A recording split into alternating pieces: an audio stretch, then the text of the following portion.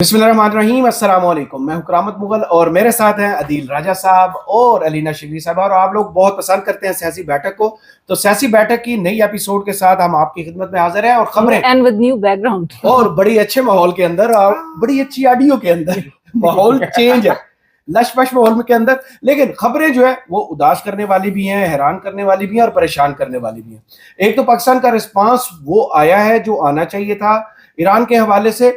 क्या हुकूमत ने वो इकदामात उठाए हैं जो पूरी कौम को एतमाद में लेकर करने चाहिए थे, जो कल पाकिस्तान में हुआ और जिसका रद्द-ए-अमल आज भी हम देख रहे हैं कि पाकिस्तान में अगर ईरान के साथ जज्बात थे तो क्या किया गया है पाकिस्तानी हुकूमत की तरफ से, वो आना रिस्पांस चाहिए था, या फिर जो रिस्पांस पूरी दुनिया दे रही है, पूरी का पूरा खलीज पर अटैक होता है, ईरान की तरफ से रिस्पॉन्ड किया जाता है और ये रिस्पॉन्ड किया जाता है और उसके बाद हुक्मरानों का जो रद्द-ए-अमल वो सबको पता है नेचुरल था कि उनका अलायंस अमेरिका के साथ है। लेकिन अवाम का रद्द-ए-अमल बिल्कुल डिफरेंट है। वो मिसाइल लगते हैं, इंजॉय करते हैं, नारे लग रहे हैं। बहरीन की फुटेजेस देख लीजिए, कतर की देख लीजिए, इवन यूएई की देख लीजिए, नॉट इवन पाकिस्तानी जो लोकल है वो भी तारीफ कर रहे हैं। ईरान का रिस्पॉन्स आपको कैसा लगा? लेकिन शुरू करते हैं। नवाज शरीफ साहब का ट्वीट आ जाता है, बड़ा हैरान कुन ट्वीट, और उसके अंदर भी जो वजीर आजम साहब ने गेम डाली, अमेरिका का नाम नहीं लिखते, डोनाल्ड ट्रंप का जिक्र नहीं करते। ये वही एपिसोड रिपीट हो रही है जो हमने पिछले साल मार्का हक के दौरान देखी थी कि मोदी का नाम नहीं लिया गया, अब डोनाल्ड ट्रंप का नाम नहीं लिया जाता। क्या वजह सामने नजर आती है? अब तो बिजनेस पार्टनर और कोलिशन वाला काम नहीं है वहां पे। अदील साहब, शुरू हो चुका काम। मेरे से चले मैडम आप दे दीजिए। I was about to say this कि आप अग्रेसर का, दोनों भाइयों ने वही चीज दिखाया। अभी coming from the highest office, chief executive मुल्क के, ईरान के साथ आप सॉलिडारिटी एक्सप्रेस कर रहे हैं, आवर ऑफ ग्रीफ में उनके साथ है, लेकिन आप अग्रेसर का नाम नहीं ले रहे, आप कंडेम नहीं कर रहे। आपका सिर्फ ये कहना कि जी इंटरनेशनल लॉ की वायलेशन की गई है। आज तो बल्कि जो एक बैकग्राउंड ब्रीफिंग थी जिसमें सिक्योरिटी जराए हमें बता रहे थे कि फैंटास्टिक शक्ल देखिए, सिक्योरिटी इजराइल की शक्ल क्या होती है? सिक्योरिटी तो लफ्ज़ समझ देखा यार, सिक्योरिटी इजराइल को ढूंढ रहे हैं। सिक्योरिटी इजराइल के मैं आवाम को सिर्फ इतना ही बताना चाहती हूँ, मैं ज्यादा इस डोमेन में नहीं जाना चाहती, लेकिन मैं ये सिर्फ कहना चाहती हूँ कि आज हमें बताया गया कि फैंटास्टिक रिलेशंस हमारे अमेरिका के साथ है।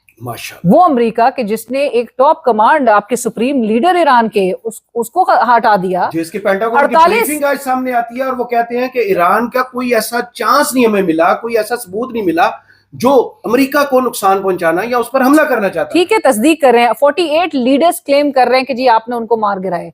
आपका हदफ क्या था? रिजीम चेंज का। आपको एक सख्त नाकामी का सामना करना पड़ा। हमारे यहाँ से एक रिस्पांस आ रहा है, इतना डोसाइल किस्म का, इतना टिमिड किस्म का हमारा रिस्पांस आ रहा है। उर्दू में बताएं। उर्दू में अल्फाज ही गंदे हैं माजरत के साथ, मतलब मैं वो अल्फाज नहीं इस्तेमाल करना चाहती, लेकिन वो एक रिस्पांस, एग्रेसिव रिस्पांस होना चाहिए था। वो रिस्पांस की जब आप कहते हैं ईरान आपके साथ, उस इंडिया के साथ कॉन्फ्लिक्ट में ईरान आपके साथ खड़ा रहा था, आपने जो है ईरान के, आपको याद है कि पार्लियामेंट, सऊदीया कॉल कर लेते हैं, अब कतर कॉल कर लेते हैं, अब यूएई के सरबराह से कॉल कर लेते हैं, जिनके ऊपर पहला हमला हुआ, अब उनसे राब्ते। शाम को भी शहबाज शरीफ साहब ने शाम के को भी कॉल किया, उसको शाम वाले को खुद नहीं पता कि मैं क्या पढ़ सकता हूँ, उसको भी कॉल कर ली, इतने वेले आदमी बैठे। लेकिन मेरा ख्याल है कि हमारे जो सूरत हाल जो है ना, वो जुनेद अकबर साहब ने कल एक ट्वीट में बता दी थी। वो बेहतरीन सूरत हाल थी। उन्होंने कहा जी लीडर दो ही थे जो खड़े हुए थे, एक जो शहीद हो गया, एक जो जेल में बैठा है, बाकी सारे मुस्लिम उम्मा जो है ना वो शहबाज शरीफ की है, वो अपॉलोज करने में लगे हुए। पता नहीं इसकी गेम उठाई है साहब। मैं आपको बताता हूँ, स्कॉटी जराय ने बताया कि हमारे जो ताल्लुकात है वो मिसाली है। इसकी वजह है सिर्फ और सिर्फ शहबाज शरीफ साहब की लीडरशिप। ठीक है, शहबाज शरीफ साहब, मरियम नवाज ने भी आज बताया कि जो कुछ करे ठीक करे। शहबाज शरीफ साहब के खिलाफ और मरियम का रिस्पांस, शहबाज साहब के पास ऐसे ऐसे पॉलिश के फॉर्मूले हैं कि जो चेरी ब्लॉसम वाले हैं उनको पता चल जाए शहबाज शरीफ साहब का, उनकी रिसर्च डबल ट्रिपल हो जाए, उनकी दुनिया भर में फैक्ट्रियां जो है वो चलना शुरू हो जाए कि यार शहबाजी पां के पास जो फॉर्मूला है, उनके पास एक ही फॉर्मूला है रिलेशन अच्छा करने का। द प्रॉब्लम इज नहीं, रिस्पांस ये होना चाहिए था या डिफरेंट? हमारा रिस्पांस में नहीं जाते, मेरा तो ख्याल है नहीं जाते, सर हमने लफ्ज तो बोल सकते। ये सवाल मैंने ऐसे नहीं होता, हमारा रिस्पांस ये भी नहीं होना चाहिए। जितने हमने दूसरों से पैसे पकड़े हैं, हमारा कोई रिस्पांस होना चाहिए। हमारी जंग तो पीछे डाल देगा, किधर गई हमारी जंग? हमारी अफगानिस्तान वाली जंग वो भी खत्म हो गई जी। आज भी को 20वीं हेडलाइन है हमारे पास, यानी हमारी जंग की ये अहमियत है ईरान के बाद। इसका मतलब है दुनिया चेंज वहां से हो, हमें कोई देख ही नहीं रहा। हमने हिस्सा बनना है नहीं बनना, वेल एंड गुड। आप और मैं एक और चीज भी बताना चाहती हूँ कि हम न्यूक्लियर स्टेट है। वेरी हम आज सिक्योरिटी वो जो ब्रीफिंग थी उसमें सिक्योरिटी जरा ये भी बता रहे थे कि पाकिस्तान इज नॉट ईरान। मतलब हमारा बड़ा मैच्योर, हमारा बड़ा बैलेंस, हमारा बड़ा टैक्टिकल एक स्टैंड पॉइंट है हमें जो बताया गया। Pakistan is not Iran. वो मैंने ट्वीट कर दिया था तो लोगों ने लिखा कि बिल्कुल सही बात है, पाकिस्तान ईरान नहीं बन सकता। न्यूक्लियर नहीं है ना एसेट्स, बाकी तो हर चीज में वो खुद कफील हो चुके हैं। एग्जैक्टली। और 80 की दहाई में बताया गया कि वो भी जब डेवलप करना चाहते थे, पाकिस्तान ने भी उस वक्त शुरू किया। और पाकिस्तान आज कहाँ खड़ा है? पाकिस्तान का दिफाई बजट जो है वो 8 से 9 अरब डॉलर है। ईरान का दिफाई बजट है $30 बिलियन। बावजूद उसके पाकिस्तान जो है वो उसकी जाहिर है मिलिट्री माइट के हवाले से, पाकिस्तान की कैपेबिलिटीज के हवाले से पाकिस्तान का एक फर्म रिजॉल्व है। इस हवाले से बताया गया कि जी पाकिस्तान किधर खड़ा है, लेकिन Pakistan is not Iran. Pakistan is not Iran में। वो लोगों ने इस पे बड़ा रिएक्शन, मैंने ट्वीट किया था, वो लोगों ने बड़ा रिएक्शन दिया कि पाकिस्तान वाकई ईरान नहीं बन सकता। ईरान खड़ा है, उसने तमाम वो बुलीज को जो है वो टेक ऑन किया है। मैं आपको बताता हूं, थोड़ा सा इस जुमले को मैं आपको बताता हूं, डट के खड़ा है। डट के भी छोड़े। पाकिस्तान ईरान नहीं है, Pakistan can not be Iran because Pakistan ने सिर्फ एक अंडर सेक्रेटरी के कहने पे यहाँ पर रजीम चेंज कर दिया था। ईरान ने बंदे बर्बाद दिए सारे, उन्होंने कहा भाई नहीं करते। उन्होंने जो नहीं मानते, थोड़ी सी तकसीम थी, सारी खत्म हो गई, वो सारे इकट्ठे हमारे यहाँ पर। हमने क्या किया था?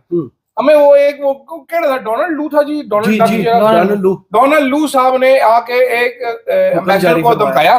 एम्बेसडर ने आके यहाँ पर बताया, यहाँ पर बदल दो। वो ख्वाजा आसिफ साहब आके हमें अमेरिका के वेंटिलेटर लगे हुए हैं। शहबाज शरीफ साहब ने आके बताया beggars can not B choosers. वो बिलावल साहब ने हमें गैरत के लेक्चर दिए कि जनाब जब तक आप झुक नहीं जाएंगे अमेरिका के सामने तो आपकी गैरत जो है वो बगैरती में तब्दील हो जाएगी। मरीम नवाज शरीफ ने क्या क्या लेक्चर नहीं दिए हमें। तो how can we be Iran?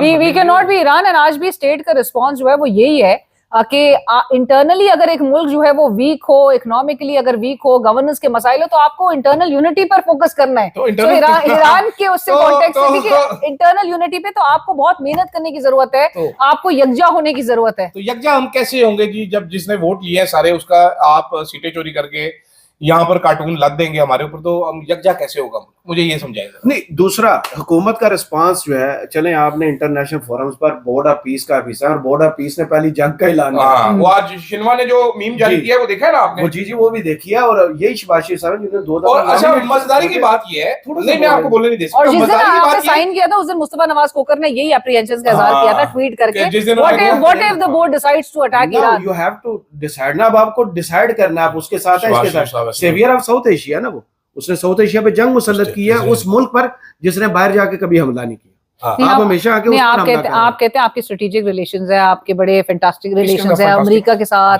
आज प्राइम मिनिस्टर साहब रशिया में होते, रशिया में बच गए वो।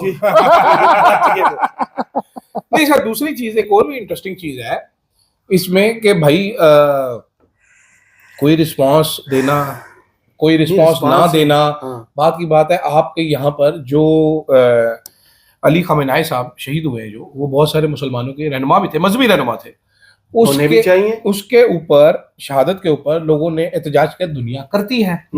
आपने 35 बंदों को गोलियां मार दी। आप कहते हैं कि पुरअमन एहतजाज की इजाजत है, तो भाई वायलेंट मारने की इजाजत कैसे है? वायलेंट प्रोटेस्ट, गोली कैसे मार सकते हैं? हमारे लोग पहले याद होगा ईरान के हक में यहाँ पर एहतजाज को लीड किया लामा राजा नसर अब्बास ने। ये G6 से निकले ही थे ना, आगे उन्होंने कनात लगा के रोड बंद कर दी, सारे वहीं पे बैठ के एहतजाज करके घर चले गए। कल एहतजाज के लिए जब निकलते हैं तो गोली चलाने का आर्डर कौन देता है? मोहसिन नकवी साहब को ऑन करना पड़ेगा ना। मामू है जो बैठ के डिसाइड करेगा कि ये एहतजाज हो सकता है। मोहसिन नकवी साहब का तो घेरा कर लिया था भाई, वो तो मोहसिन नकवी साहब बैठे हीरो बन के मिथन बन के बीच में घुस रहे थे, 2 चपेड़े पड़नी थी, लग समझ जानी थी कोई। मतलब वजीर दाखिला साहब जो है वो अनप्रोटेक्टेड मॉब के अंदर घुस रहा है, वो दिखा रहा है मैं बड़ा बहादुर हूं, सुपरमैन। और सरकार, no but we were told आज के सिक्योरिटी जराए कह रहे थे कि अगर कोई भी लाइन क्रॉस करने की कोशिश करेगा तो फिर लॉ एनफोर्समेंट एजेंसीज जो है वो एक्शन में। हार्ड स्टेट चैनल्स के साथ भी जो कुछ हुआ वो हैक हुआ था, उसमें भी हार्डनिंग ऑफ द स्टेट नजर आएगी। उसके बाद में स्टेट इंटरवेंशन करके जो है, मुझे बताएं ये लाइन कौन ड्रा करेगा? ये लाइन रेड वाली ये हार्ड स्टेट कि आप इस सिग्नल से आगे नहीं जा सकते, वो एहतजाज नहीं कर सकते। सर कोई बात नहीं, ऐसे ही करते होते हैं, ऐसे ही बड़ी बड़ी हार्ड स्टेटें बनती हैं, फिर ऐसे ही लोग बाहर निकलते होते हैं। ये बेसिकली सुबह ये लंदन में क्यों नहीं हुआ, ये न्यूयॉर्क वाशिंगटन में क्यों नहीं हुआ? वहां पर भी तो एहतजाज, वहां पर लोग वोट लेके आते हैं ना। चोरी करके थोड़ी आते हैं। प्रॉब्लम है ना, जरा फर्क है। साथ साथ दूसरी चीज मैं आपको ये बताना चाहता हूँ, ये जो भी हार्ट स्टेट का हमें बता रहे हैं कि हमने लाइन ड्रॉ कर दी है, रेड लाइन ऑफ सिर्फ रेड लाइन ड्रॉ होती है, बाकी नहीं होती। वो रेड लाइन ड्रॉ होती है, वो रेड लाइन इमरान खान ने कहा था ना, उसने मिटाई है सारी रेड लाइन। आपने जो बातें अभी रेड लाइनें, अब तो रेड लाइनें उधर पड़ी हुई है ना, जो इमरान खान ने जितनी मिटा दी। तो द प्रॉब्लम ये होगी अभी इनको कि हमारी कौम को ना ये चपेड़े मार मार के जगाने की कोशिश कर रहे हैं, लेकिन चपेड़े मारी ठूटे मारे, मुंह पे थूक भी रहे हैं उसके कि जागो, लेकिन वो हमारी कौम भी मस्त है, वो भी कह रही है नहीं हम हार्ट स्टेट ही हैं, हम सोए हुए। सही। दूसरा जो रिस्पांस आज बिलावल से बार बार सवाल किया गया कि बोर्ड ऑफ पीस के हवाले से, नोबेल प्राइज के हवाले से बड़ी कोशिश की है सहाफी ने, मरियम ने शायद वो भी मैं उस पर भी आता हूँ।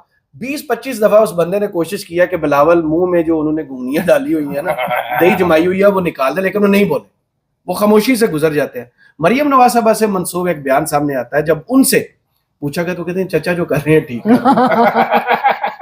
हाँ, वो चचा की लाइन से कैसे वो तो चचा क्या ठीक कर रहे हैं, वही तो हमें समझ नहीं आया। चचा ने सलूट चचा किया ने आज शामी सदर को फोन मिला लिया, चचा ने जनाब उमानी सदर को फोन मिला लिया। चचा की वही वीडियो जो है वो राउंड्स कर रही है, वो जो शर्मा शेख में चचा ने जो सलूट किया था, आई थिंक वो जितनी वायरल हुई भी है, आई सलूट यू मिस्टर ट्रम्प, के आप जो है वो चचा का बस नहीं चल रहा था कि वो चचा उनको क्या क्या चीजों से नवाज दें। लेकिन मेरा ख्याल से बहुत मुश्किल पोजीशन में तो हमारी मौजूदा हुकूमत भी एक्सेप्ट एडमिट नहीं करती, लेकिन बहुत ही कमजोर एक हालत में है, कमजोर पोजीशन में है। अवाम में नेचुरली आपकी जब वो वाली बात नहीं कि जो रजा पहलवी के लिए वहां पर एक ग्राउंड बनाया जा रहा है कि जी उसको रजा पहलवी फिर कहे कि कोई भी सक्सेसर होगा खामेनेई साहब का उसको लेजिटिमेसी हासिल नहीं होगी, तो यहाँ पर मौजूदा हमारी हुकूमत का भी हाल है। नहीं, मेरा ख्याल है मरियम नवाज ने आज सीवी अपनी पेश की है बिलावल से बेहतर तरीके से।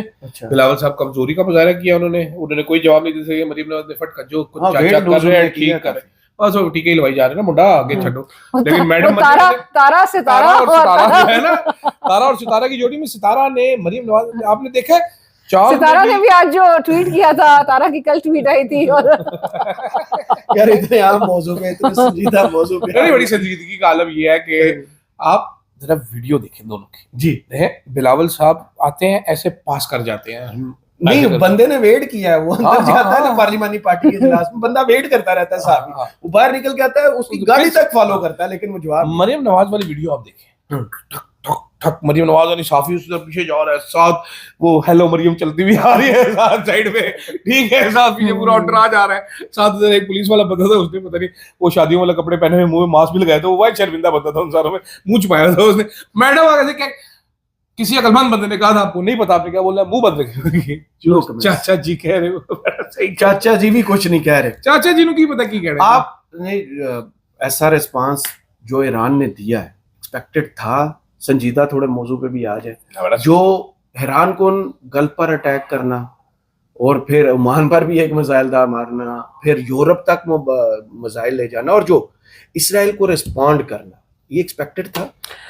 मेरा ख्याल से जिस पर 40-50 साल से पाबंदी है, मेरा ख्याल से हम तो एक्सपेक्ट बिल्कुल कर सकते हैं कि ईरान ने जिस तरह का जवाब गुज़िश्ता साल दिया है, मिस कैलकुलेशन इसराइल और अमेरिका के पार्ट पे जरूर नजर आ सकती है। बहुत ही हाईली मिस कैलकुलेट कर रहे थे, वो समझ रहे थे कि जी लास्ट ईयर के कॉन्फ्लिक्ट जिस तरह का था, जून की सूरत हाल, 10 मिसाइल्स वायर किए जाएंगे तो 6 इंटरसेप्ट कर लेंगे।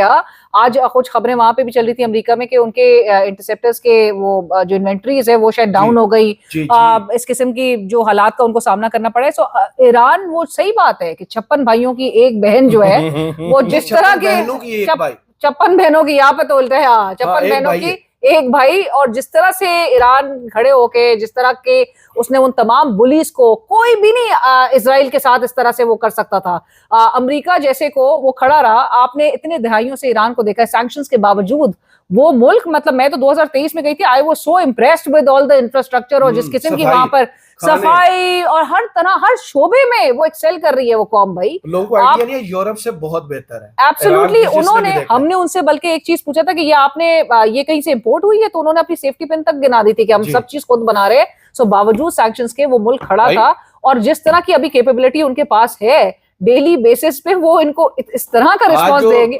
सामने आई इन्हीं के शो में वो जो ईरानी साथी जॉन हुसैन कि 200 मिसाइल डेली के प्रोड्यूस कर सकते हैं। पाकिस्तान के पास इतनी कैपेसिटी है जितनी ईरान की, उनके मुझे बड़ी हैरानी है। डिफेंस का पाकिस्तान का मसला नहीं है, पाकिस्तान का सियासी मसला है, लेकिन ईरान ने किया डिफेंस का मसला नहीं, डिफेंस प्रोडक्शन का डिफेंस 200 मिसाइल डेली के वो मिसाइल। हमारे 200 मिसाइल को छोड़ देते वो शायद हो सकता है जॉन साहब ज्यादा बड़ा छट रहे हो, लेकिन इंटरेस्टिंग है ईरान ने पूरे अंडरग्राउंड मिसाइल सिटीज बनाए हुए हैं, ठीक है, वीडियोस जारी That's what he जहाँ से said, मिसाइल आते। इंटरेस्टिंग चीज ये है कि जो खामेनेई साहब थे उन्होंने ईरान में एक नई चीज मुतारिफ कराई थी, वो थी रेजिस्टेंस इकोनॉमी, ठीक है। इन्होंने जब सैंक्शंस हर किस्म की लग गई, इन्होंने कहा पुत्र होते अपना खाओ अपना उगाओ। आप पिंडी में चले जाएं, पिंडी में राजा बाजार में एक है बाजोड़ मार्केट, आप वहां पर जाएंगे, आप उनके कई ईरानी चीजें लेनी है, वो आपको ईरान की चीजें दिखाने में पूरे मार्केट है, वही मैं उसी की बात करूं, बाजोड़ मार्केट उसको कहते हैं। उधर आप हैंड वॉश, सैनिटाइजर, साबुन, चीज, मक्खन, जैम, चॉकलेट्स, बिस्किट, केक्स, लस्सी तक आती है, अचार, वहां पर बैंगन का अचार, चटनियां और क्या क्या कमाल चीजें, डेयरी प्रोडक्ट्स वहां पर आती है। आप जरा देखिए, उन्होंने कॉफी, उन्होंने इंटरनेशनल ब्रांड्स को कॉपी किया हुआ है, लेकिन हर चीज बना के रखी हुई है। इसी तरह मिसाइल भी उन्होंने बना के रखे हुए, वो न्यूसेंस वैल्यू। डोनाल्ड ट्रम्प साहब के लिए क्या था, वो कह रहे जी 1 घंटे में हमने ईरान की पूरी लीडरशिप को उड़ा दिया, उड़ गई, फिर क्या फर्क पड़ा। आपने एक 90 साल के बाबे को who was already dying, cancer, ठीक है, जिसने अपना वक्त गुजार लिया हुआ था, ठीक है। मुझे तो किसी टाइम पे ये भी लगता है कि ईरान को फेवर दिया कि 40 साल से लीडरशिप जो स्टैग्नेंट थी, एक नई लीडरशिप आएगी, नई चीजें देखेंगे अगले। जैसे पाकिस्तान में हो ना, गंडापुर गया तो सोहेल अफरीदी आया, गंडापुर गया तो सोहेल अफरीदी आया, तो वो करके आपने दे दिया। लेकिन सरप्राइजिंग क्या है कि ईरान ने कहा भाई हम नहीं तो तुम भी नहीं, ठीक है। अच्छा यूएई में अड्डा दिया, इधर भी मारो, दफ्तर पर अटैक किया। हाँ जी, उन्होंने कहा याहू के दफ्तर में मारो, इसमें तो दहल के रह गया होगा हमारा दिल उमर चीमा और उस कंपनी का, याहू भाई का, उनके चाचे को मार दिए। इधर पाकिस्तान में हालात ये, इधर हमारे कुछ साफी जो है वो कच्चा फाड़ के सड़क पे भागे फिर रहे, वो बड़ा गुड हो गया, खमनाई को मार दिया, डोनाल्ड ट्रम्प चीमा जो है डिलीट किया गया, जो पीटीवी में एम्प्लॉई है उन लोगों ने ट्वीट्स। हाँ जी, नहीं वो भाई एक बंदे ने वो कसमें खा के बताता रहा दफ्तर में कि डोनाल्ड ट्रम्प जो है, इसका असल नाम है डोनाल्ड ट्रम्प चीमा और ये मेरा चाचा है, ठीक है। वो इस तरह की हरकतें करते रहे यहाँ पर। मतलब कोड के लिए कोई इंसानियत होती है, कोई अकल होती है। वो हमारे यहाँ पर पता हाल क्या होगा, रजीम के साफियों का हाल क्या है, ये अभी नए साफी है, प्रो रजीम साफी है, ये कह रहे हैं, हम कह रहे हैं जनाब कराची में 10 बंदे मार गए, इधर से हमला है, एम्बेसी जाओगे तो गोली नहीं मारेंगे यार। इस्लामाबाद में ना वो गोलियां चला दी, तो क्यों गए थे वहां पर गए? ये ईरान मान क्यों नहीं जाता? क्या मान जाए भाई, वो अलहदा मुल्क है, जो मर्जी करे, तानों की तकलीफ है, उनका काम ही सरेंडर करना। वो चाहते हैं कि हर चीज में सरेंडर करे तो सोल्यूशन निकल आता है, सोल्यूशन इस तरह नहीं निकलते। लेकिन मैं वही चेन ऑफ कमांड के लिहाज से कहना चाहती थी कि उनका ख्याल ये था कि डीकैपिटेट करके ओजी पूरी उनकी जो टॉप कमांड है उसको हटा दिया जाएगा, तो शायद बड़ा ही कोई पैनिक क्रिएट हो जाएगा। तो उनका तो उन्होंने डिसेंट्रलाइज करके पहले ही ऑटो पे कर दिया है कि जी एक जाएगा तो 7 और खड़े हैं। वो फवाद चौधरी साहब वैसे इतना बहुत ज्यादा ट्वीट जो कर रहे हैं, उनको बड़े बैकलैश का सामना करना पड़ा। उनका 7 मुल्ला जो है वो और पीछे जो है वो बैठे हुए हैं, वो लोगों के लिए मुल्ला होना जरूरी है, उनके ओहो। और खामनाई साहब की अगर प्रोफाइल भी उठा के दे, ओह कमाल ही, मतलब वो रेजिस्टेंस की वो ऐसी इलामत थे बना दी ना 40 सालों में। एब्सोल्युटली। और एक और तो हजूम अभी तक नहीं, मैं फवाद चौधरी साहब की वो मुख्तलिफ किस्म के आड़ू तैयार किए। अच्छा, मैं फवाद चौधरी साहब की बात कर रही थी, आड़ू की बात कर रहा था। अच्छा, फवाद चौधरी साहब ने वो साइंस एंड टेक्नोलॉजी से क्योंकि वो वाबस्ता रहे, उन्होंने पहली वो जो तस्वीर जो है वो निकली थी खामनाई साहब की, तो शायद जो बताया गया कि बराह रास्त जो है इजरायली प्राइम मिनिस्टर तक पहुंच गई थी, तो उनका साइंस और टेक्नोलॉजी, तो लोगों ने कहा आपको गद्दारी नजर नहीं आ रही है यहाँ पे, हम साइंस। वो मीर जाफरी फवाद चौधरी साहब मेरे दोस्त हैं, बड़े जबरदस्त आदमी है। एक हफ्ते से कैंपेन करते रहे, किसी राजा आमिर की, उसको पीटीआई का कैंडिडेट वो हरा के बैठ गया, जिसने पूरी दुनिया को हैरान किया। वो है आज कुवैत से जो है 3 F-15 गिरते हैं और ऐसा लगता है उन्हें लकवा मार गया। फ्रेंडली फायर का कहा जाना कितना काबिल यकीन लगता है ये दावा कि फ्रेंडली फायर में 3 दुनिया के लेटेस्ट टेक्नोलॉजी वाले F-15 मिर्गी का दौरा होने पड़े और जमीन पर आ गिरे। मतलब इमेजिन करें कि, और अमेरिका जो है वो पहले तो आई डोंट नो अमेरिका की तरफ से कंफर्मेशन आई है, आ गई ना, सेंटकॉम ने कहा कि फ्रेंडली फायर में हो गया। ये वो जो डिफेंस शील्ड लगी हुई थी, वो हम कह रहे हैं कि ईरानी मिसाइलों को गिराने में लगे हुए थे, कुवैती मिसाइल हमें गिराने में लगे हुए थे और वो सक्सेसफुल हो गए। इसमें जनाब जो थ्योरी चल रही है ना, वो ये चल रही है कि चाइनीज सिस्टम जो है, ये मैंने रिपोर्ट जो हुआ है सेंटकॉम, मैं आपको बता रहा हूँ कि सेंटकॉम ये कह रहा है, थ्योरी ये चल रही है कि चाइनीज रडार जैमिंग सिस्टम जो है ना जी, जिसको कहते हैं AGP-81, उसने मिर्गी के दौरे इंसानों को डाले हैं जबकि अमरीकी कह रहे हैं कि नहीं ये फ्रेंडली फायर में हमारे हो गए। प्रॉब्लम क्या है? प्रॉब्लम ये है, आप भी बार कवर करते रहे, हमने बहुत सी जाके आओ जी, आओ। ये डॉक्यूमेंट्रीज बनाई हैं एयरफोर्स पे इधर उधर, हमने भी बहुत सी चीजें नहीं, देखी मैं हैं। ये एक और बात फ्रेंडली करना चाह फायर, रहा हूँ कि अब 3 जहाज गिर गए ना आपके, हाँ ठीक है, फ्रेंडली गिरे नुकसान हो गया, आपकी बॉडी बैग्स जाना शुरू हो गए। ये ट्रम्प भाई के अभी नवंबर ये में टर्निंग पॉइंट है, नवंबर में आ रहा है इनका मिड टर्म टर्म इलेक्शन आ रहा है। कांग्रेस वाले भी बैठे हैं, रिपब्लिकन भी बैठे हैं, ट्रम्प आ जाने हो जाना है। भाई उन कांग्रेसमैन जो हैं वो ट्वीट तो यही कर रहे हैं, एप्स्टेन फाइल नहीं दबेंगी, जितने मर्जी बम चला हाँ दो। जी, बम अब तो इनको बकायदा ईरानी जो स्कॉलर्स हैं वो एप्स्टीन रिजीम कह रही है। एब्सोल्युटली regime ही है, एब्सोल्युटली वो से तवज्जो हटाई गई है। हाँ जी, तो वो मतलब दूसरा- आप अंदाजा करो कि सीआईए कह रहा है कि जी ईरान हमारे लिए कोई खतरा नहीं है, अगले 10 साल तक कोई खतरा नहीं है, तुझे कह रहे नहीं ऐसे बम मारने ही मारने, हम इसको मार देंगे, हम इसको मार देंगे। अच्छा मार दिया, मार के हमारे लिए एक मसला कर दिया क्या? अब से जो अवाम है, क्योंकि आपने ये अब इस जंग में गेज कर लिया कि भाई कुवैत हो, सऊदीया हो, यूएई हो, अवाम सारी अमेरिका के खिलाफ है, हुक्मरान पावे उनकी गोदियों में लेटे हुए, ठीक है, अवाम सारी वो खुश तो हो रही गल्फ है। की भी देखे ना, गल्फ के, मैंने वही तो शुरू में मैं ये आपको गल्फ के मुल्कों के हाँ। नाम ले रहे हैं, मैंने क्या पंजाब की शहरों के नाम लिए? नहीं मुझे सही समझ नहीं आया। तो वो सारे अब मसला क्या है? अब मैं मसला जहाजों को गिरता हुआ अपने दिमाग में अब चला के मसला बैठा हूं। ये है भाईजान के जो अली खमीनाई साहब जो शहीद होके स्टैंडर्ड सेट कर गए हैं, अब बाकी सारे भी यही स्टैंडर्ड मांगेंगे अपने हुक्मरानों से कि भाई तू मर जा मुल्क के लिए, ठीक है, तुझे मरना पड़ेगा मुल्क के लिए। ये स्टैंडर्ड अब होगा, सेट होगा, ये मोहम्मद बिन सलमान से भी, MBZ से भी, और हमारी चाचा शहबाजी से भी।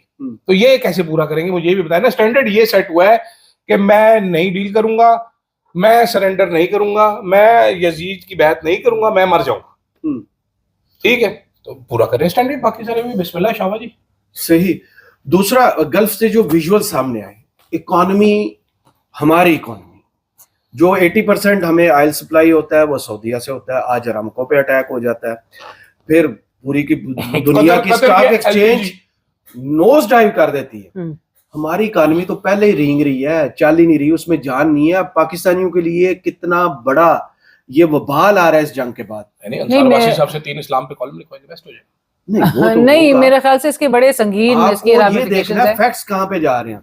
एब्सोल्युटली नहीं। ऑयल मार्केट्स आपकी अभी तो आपका पहला बिजनेस वीक का आपका पहला दिन है और ये 3rd डे ऑफ कॉन्फ्लिक्ट है, तो जहां पर पूरे हमारी स्टॉक एक्सचेंज को आज हुए, ठीक है, वॉलेटिलिटी एंटायरली, मतलब आपको ये नजर आएगा इससे संगीन कॉन्सिक्वेंसेस होंगे। और अब जंग भी हमें इसी तरह की नजर आ रही है कि ऑयल अगेन मार्केट्स पे और ये कंट्रोल्स वगैरह के लिए। वेनेजुएला में क्या हुआ था, मतलब अमेरिका जो है, मुझे दे दो, यहाँ भी दुनिया के दूसरे बड़े रिजर्व्स हैं ना ऑयल के। एग्जैक्टली। तो आप इस एंगल से भी देखें कि डोनाल्ड ट्रंप की जो इस वक्त चल रही है स्ट्रेटेजी, वेनेजुएला पे भाई ऑयल और क्रिटिकल मिनरल्स, यूक्रेन पे क्रिटिकल मिनरल्स, शुक्र है हमने खुद उठा के दे दिए, वरना यहाँ पर भी कुछ हो रहा होता क्रिटिकल मिनरल्स के लिए। ऐसा ही है। ईरान पे भी ये चीज आप ज़हन में रखें कि वहाँ का ऑयल जो है उस पर भी नजर हो भाई। और वेस्ट जो है वो वैसी कैपिटलिस्ट है, कैपिटल उनके लिए जो है वो सबसे मेरे ख्याल से हर कुछ है, तो इसलिए अब मार्केट्स की जो है वो मौत आएगी। तरीकाकार भी वो रखा हुआ है ना, सैंक्शंस लगाओ, तेल बेच ना पाए, बाद में रिजर्व्स उतने रहे, वो आके उठा लो आप, और हम पी जाए तेल सारा, जैसे आपने इराक में किया, वेनेजुएला, लीबिया देख लें, सीरिया देख लें। मजे लेने दीजिए, मजे लेने दीजिए। मसला ये है, अभी मैं आपको वाकया सुनाता हूँ। जैसे कि एक साहब है, वो पीटीवी पे उन्होंने कुछ ऐसी बातें की, जैसे अभी मैंने जज्बाती होकर बातें की कि आप अरब हुक्मरान सोचें, उनके लिए सोचने का मुकाम है कि जो जो मसाइल उनके अपने मुल्क में अमेरिका की बेसों पे गिर रहे हैं उस पे अवाम बड़े खुश हैं, नारे लग रहे। हाँ जी, तो इस बात पे उन साहब को पीटीवी से निकाल दिया गया नौकरी से, ठीक है, तो आप को भी पता चल जाएगा कौन से साहब है वो, तो उनका बड़ा काफी है बताने के लिए। तो हालात यही है इस टाइम पे, तो हम ऐसे ही गुजारा करेंगे। तो हमें सिर्फ ये कहना है कि हमारा जो रिस्पांस है ना वो बड़ा बैलेंस है, बड़ा मैच्योर है, बड़ा टैक्टिकल है, और हमने अपनी सलामती को मद्देनजर रख कर ये रिस्पांस दिया। बिल्कुल। मुझे अलीना शिगरी साहबा और ये अदील राजा साहब को सियासी बैठक से इजाजत दीजिए। कमेंट्स वक्त में जरूर बताइए वीडियो आपको कैसी लगी। अल्लाह हाफिज।